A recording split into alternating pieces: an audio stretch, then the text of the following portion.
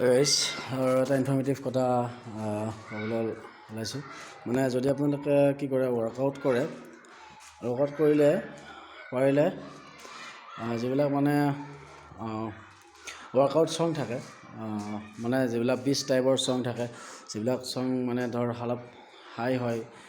মিউজিকবিলাক তো তেনেকুৱা চংবিলাক শুনিলে আপোনালোকৰ ৱৰ্কআউটবিলাকত ইম্প্ৰুভমেণ্ট আহিব জোচ আহিব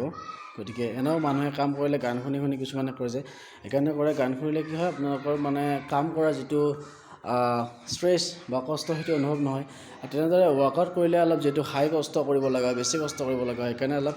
হাই লেভেলৰ গান শুনিলে ভাল মানে অকণমান হাই মিউজিকৰ বেছি মানে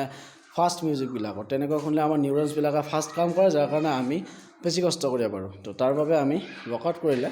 বেষ্ট মুড টাইপৰ চং বা ৱৰ্কআউট চংবিলাক শুনি ৱৰ্কআউট কৰিলে অলপ বেছি ভাল হয় বা আপোনালোকে যদি পৰাপক্ষত যদি পাৰে হেডফোন ইউজ কৰিব বা ব্লুটুথ ইউজ কৰিব যাতে বাহিৰা কোনো কথা ডিষ্টাৰ্ব কৰিব নোৱাৰে তেনেধৰণে ৱৰ্কআউট কৰিলে বেছি ফলাফল পোৱা যায় তো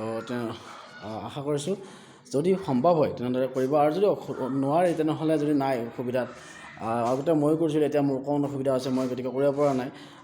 কৰিব পৰা হ'লে সেনেকৈ কৰিলে মানে বেছি ভাল হয় মানে ৱৰ্কআউট কৰি এটা কি আহে এটা মানে ভাল লাগে মানে এটা কৰি মানে এটা মজা লাগে